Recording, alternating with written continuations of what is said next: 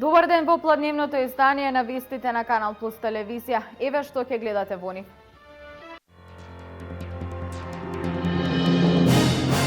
За возачите на моторни возила од денес започнува врската за задолжително носење на зимска опрема во возилата. Казната за неносење на зимска опрема е 45 евра во денарска противвредност или 25 негативни бодови. Општина Пробиштип распиша конкурс за избор на најдобрите фотографии со мотиви од градот.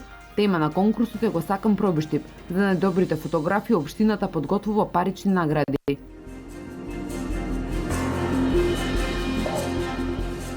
Стартуваше второто издание на трката Струмина трейл од Средното општинско училиште Јане Сандански во Штип.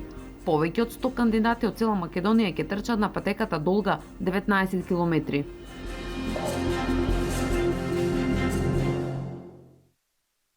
За возачите на моторни возила од денес започнува врската за задолжително носење на зимска опрема. Возачите на автомобили, џипови и лесни камиони задолжително треба да носат зимски гуми и синџири, а за возачите на автобуси, на тешки камиони и лопата, ако на погонските тркала не може да се постават синџири за снег. Казната за неносење на зимска опрема е 45 евра во денарска противвредност, согласно постојаниот правилник за зимска опрема во автомобилите. Односно на возачите ќе им бидат регистрирани 25 негативни бодови. Најавите за квалитетно линеарно зголемување на платите во една од водечките компании во Виница вметна позитивни бранувања кај јавноста, но и насоки за пораст на стандардот во локални рамки. Се интензивираат и шпекулациите дека на ваков чекор се подготвуваат и другите домашни фирми, а во неофицијална најава е зголемување на платите кај странските инвеститори. Нова надеж за работничката класа, но и потенцијална кочница за излез на младата продуктивна сила надвор од општината. Иако сите информации се базирани на чаршиски муабети, вистината е една. Работодавците се соочуваат со недостаток на свеж и квалитетен кадар кој доаѓа и заминува, а причината е една единствена: со плата од 200 евра не се живее. Неофицијално, локалните компании веќе постигнале своевиден договор за соодветно зголемување на платите, бидејќи веќе не важи девизата "без секој се може". Виница и понатаму останува општината која предничи со ниската стапка на невработеност во однос на соседството, но предничи и со бројките на иселени лица. Факт е дека заклучно со октомври на евиденција има 1127 невработени лица, а во мај биле 2033.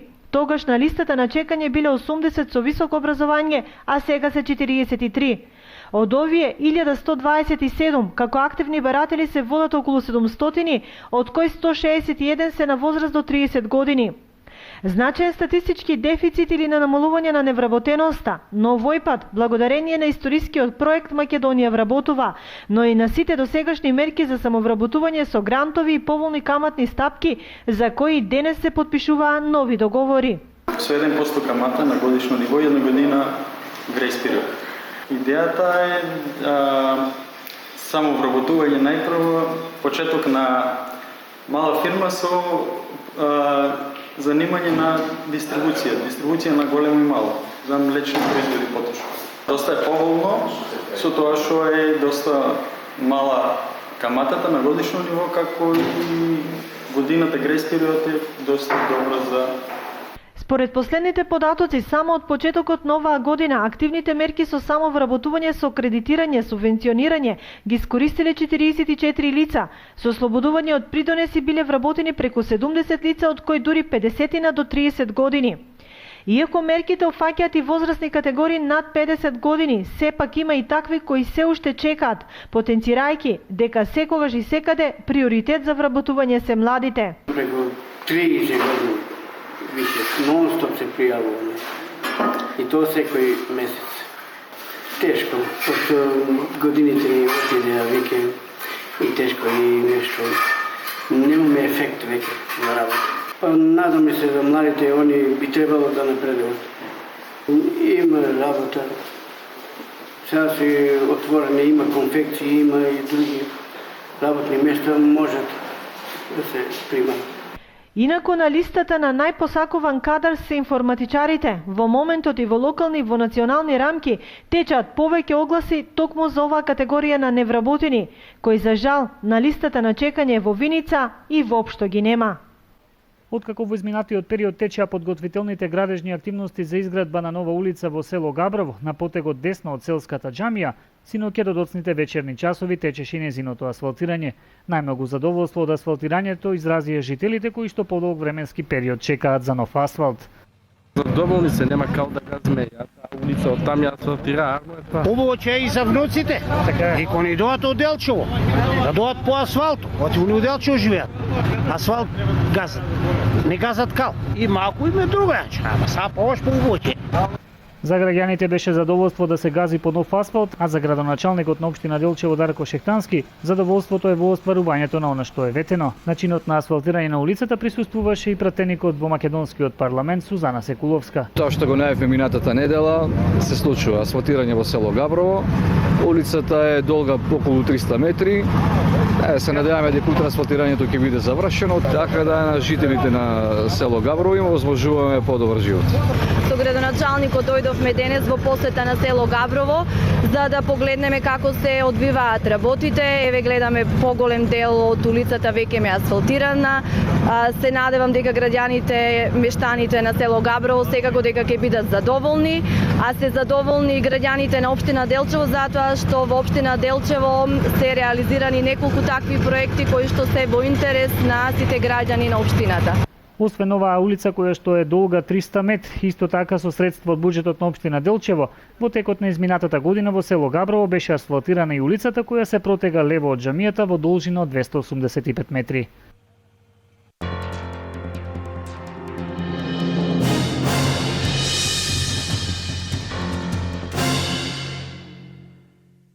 Зоки, како што сите ние го викаме, секогаш беше со нас и секогаш беше за нас.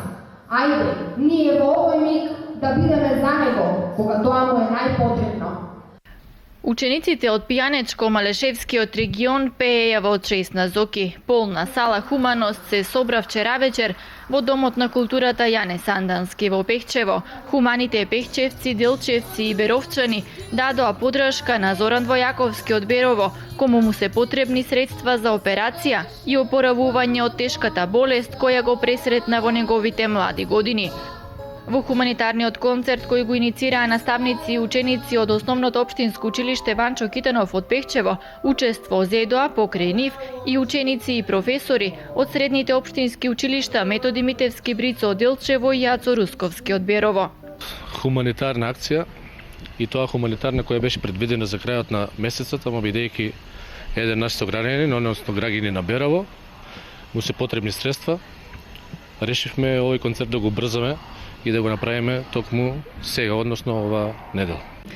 Сакаме да испратиме порака дека нашите ученици од трите училишта Методи Митевски Брицо Делчево, Ацо Русковски Берово и Ванчо Китанов Пехчево, дека и нашите деца преку своите таленти сакат да ја покажат својата хуманост. И ние учениците со своето учество овде сакаме да придонесеме да се соберат повеќе парични средства. Сакаме да ја покажеме нашата хуманост. Ве повикуваме и вас на апел да донирате колку можете за нашиот пријател Зоки. Тој секогаш беше тука за нас, па сакаме и ние да бидеме тука за него.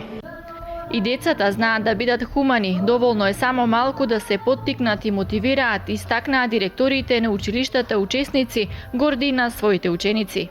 Вакви хуманитарни концерти би сакал да се изведуваат и понатаму не само во Малешевиот или Пијанецо, туку ширум републиката.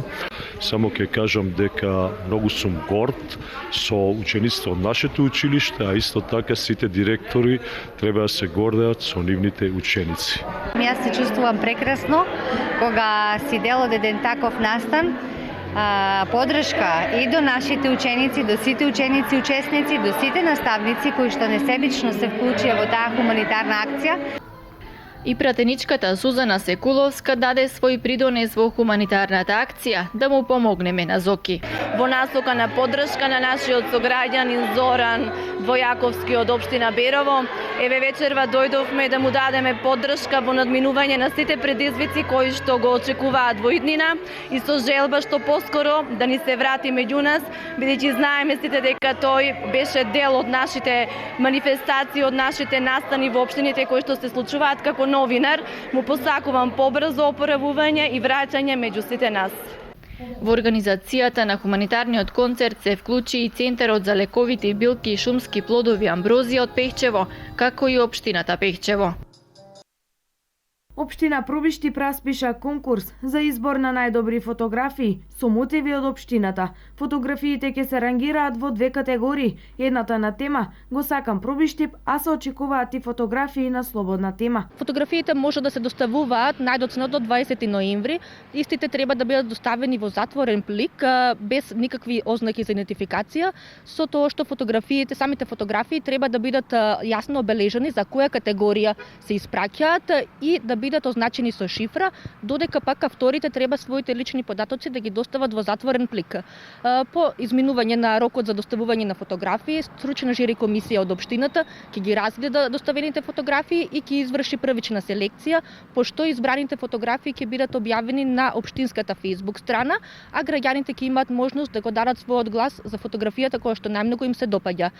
При тоа важно е да се спомене дека Facebook гласањето, значи гласовите кои што ќе бидат добиени на општинската Facebook страна нема да значат и директен пласман, односно конечно рангирање на избраните фотографии, туку само ќе бидат земени во предвид од страна на жири комисијата, значи ќе учествуваат со одреден број на поени при конечното рангирање. Сите доставени фотографии ќе бидат изложени на изложбата по повод празникот 8 декември Свети Климент Охридски. За најдобрите фотографии општината подготвува соодветни парични награди.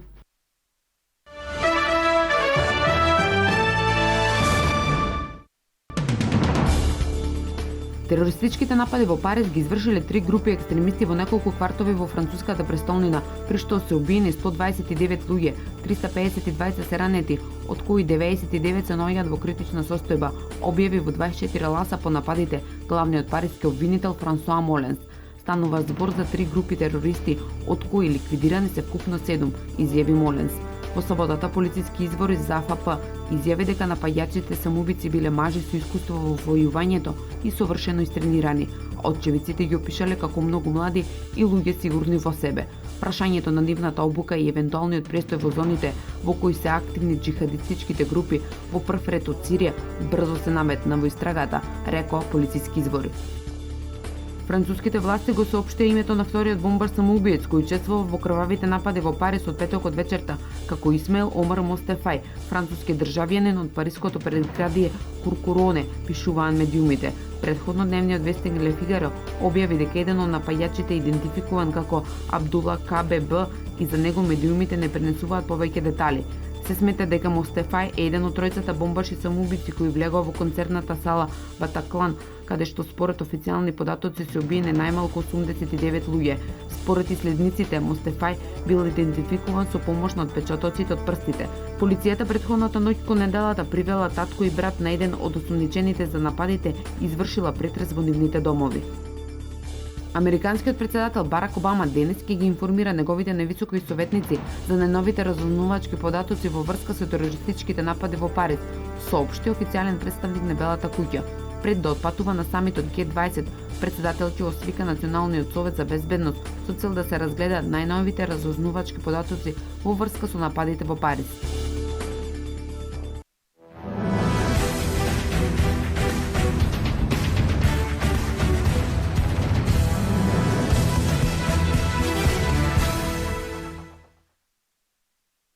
Точно во 10 часот стартуваше второто издание на трката Струмина Трейл од Средното општинско училиште Јане Сандански во Штип. Повеќе од 100 кандидати од цела Македонија ќе трчат на патеката долга 19 километри. Се очекува првите надпреварувачи на целта да се појават за 3 часа. Првиот окрепен пункт е на 9 километри во селото Липов Дол, а долж патеката има и 3 чешми за пауза на надпреварувачите. Предходната година имавме околу 60 надпреварувачи, оваа година околу 100 надпреварувачи, веројатно патеката им остави добар впечаток на луѓето, па решија уште во поголем број да се пријават.